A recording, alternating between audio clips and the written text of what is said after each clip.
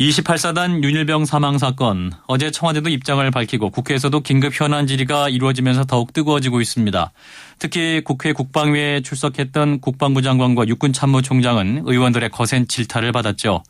국방부 장관은 어제 대국민 사과 성명을 발표했고 살인죄로 공소장을 변경할 수 있는지 추가 수사를 하겠다, 이런 입장을 밝혔습니다. 과연 살인죄 적용 가능할까요? 오늘 국회 국방위원장 맡고 계신 새누리당 황진아 의원을 연결합니다. 의원님 안녕하십니까? 네, 안녕하십니까. 황진아 의원입니다. 위원장님께서는 윤일병 사망 사건에 대해서 군 출신으로서 창피해서 고개를 들 수가 없다, 이런 말씀을 하셨는데 특히 이번 사건의 어떤 부분에서 그런 걸 느끼셨나요?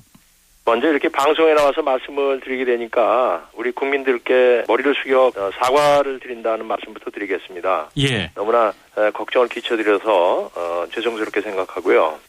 이번 사건을 보면서 어떻게 군 내부에서 적한테도 그럴 수가 없는데 전우끼리 예. 이렇게 반인륜적이고 잔악행위가 발생할 수가 있었는지 개탄스럽고요. 예. 그리고 현장의 그 초급지휘자가 됐던 현장 책임자들이, 간부들이 예. 파악도 못하고 이렇게 골마 터질 때까지 방치가 됐었는가 하는 점이 개탄스럽습니다.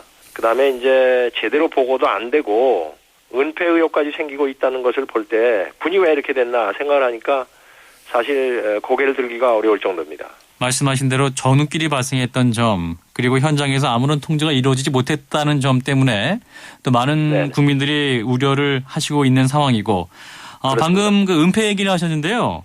네. 그 어제 열린 국방위에서 특히 우리 군에서 이번 사건을 진작 알았으면서 네네. 뭐랄까요, 조직적으로 은폐한 것이 아니냐, 이런 문제 제기가 있었어요. 어떻게 지금 보고 계시나요?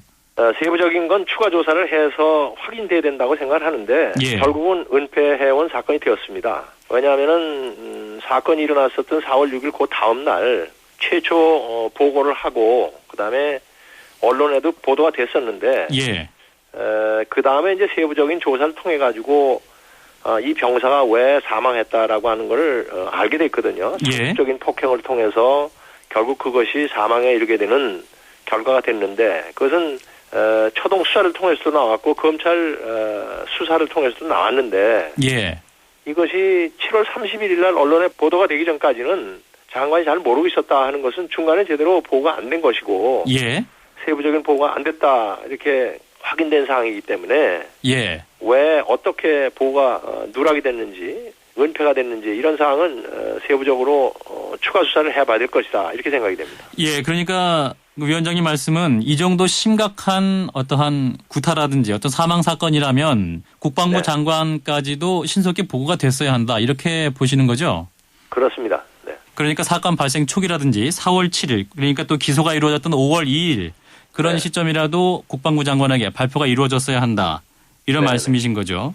예. 예, 그리고 또 장관이 중간에 교체가 됐기 때문에 예. 국방장관이 교체가 됐으면 이런 심각한 사건이 지금 조사 중에 있다든지 계류 중에 있다든지 이런 걸 보고를 해서 예.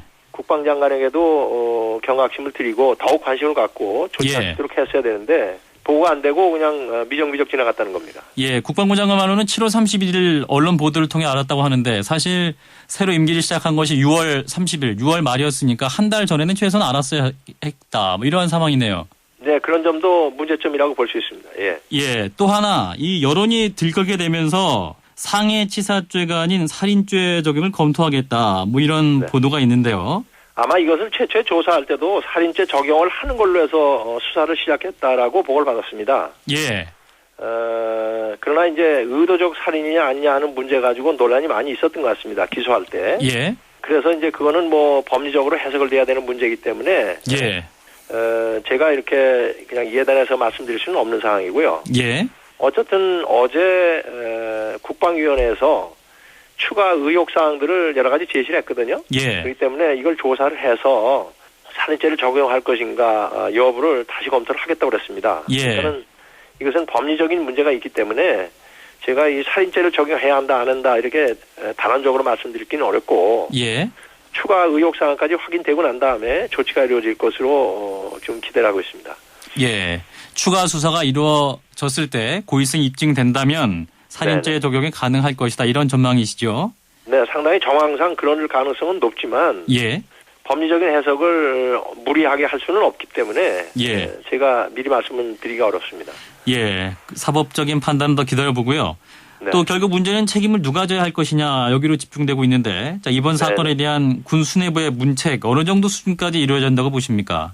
글쎄 이 문제도 상당히 관심이 되고 있습니다. 예. 일벌백계 해야 된다는 말씀은 저도 전적으로 동감을 하는데 예. 이번 사건과 관련되어 있는 지휘계통상의 모든 사람이 전혀 자유롭지가 않다라고 생각을 합니다. 예.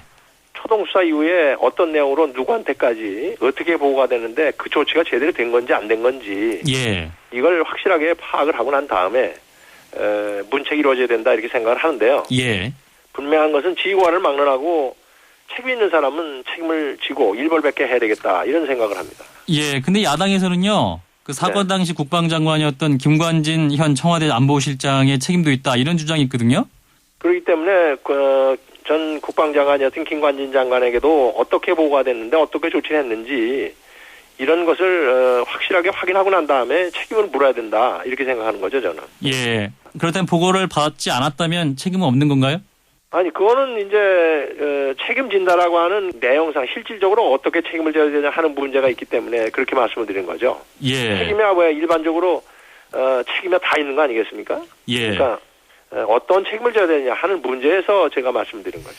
예. 그리고 여당 내에서도 책임론이 굉장히 강하게 나오고 있습니다. 이재호 의원의 경우도 그 소대장부터 육군 참모총장까지 모두 옷을 벗어야 한다 이러한 주장도 있는데요. 누구도 자유로 없다라고 드린 말씀이 바로 그건 말씀드린 건데 예.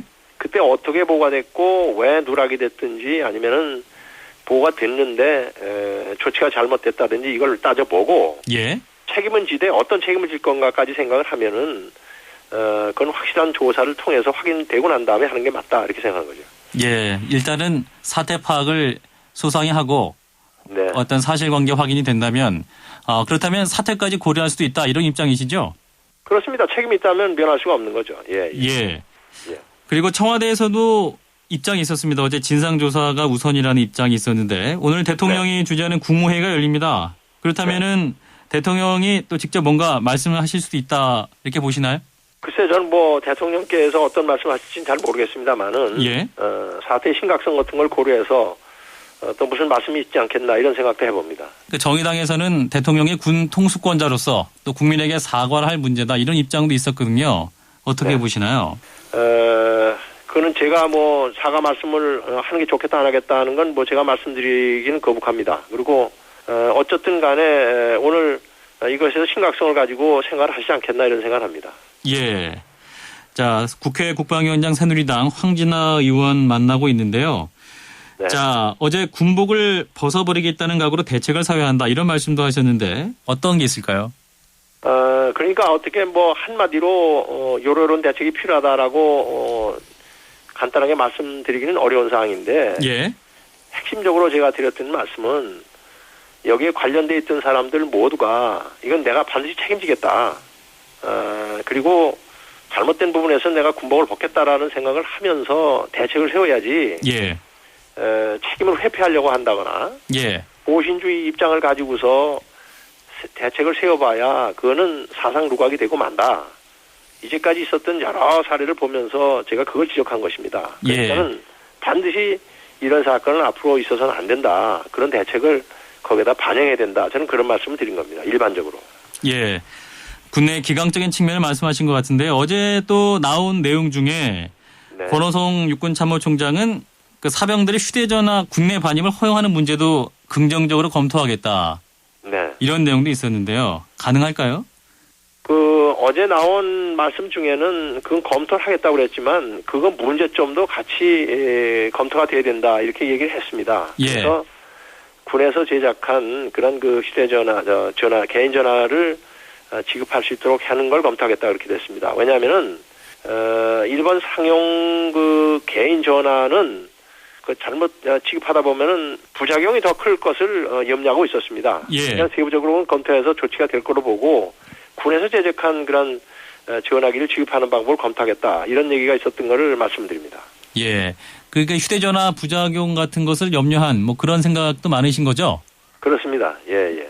왜냐하면은 지금 뭐 그 전화를 갖다가 선임자라고 그래서 상급자라고 그래가지고 계속 빌려서 막 쓴다든지 뭐 그러면 이 비용 문제라든지 뭐 등등 여러 가지 예상되는 그런 문제도 걱정이 되기 때문에 예. 군에서 지금 제작해서 지급할 수 있다라고 하는 걸 준다면 그런 문제는 대부분 풀릴 걸로 보여집니다.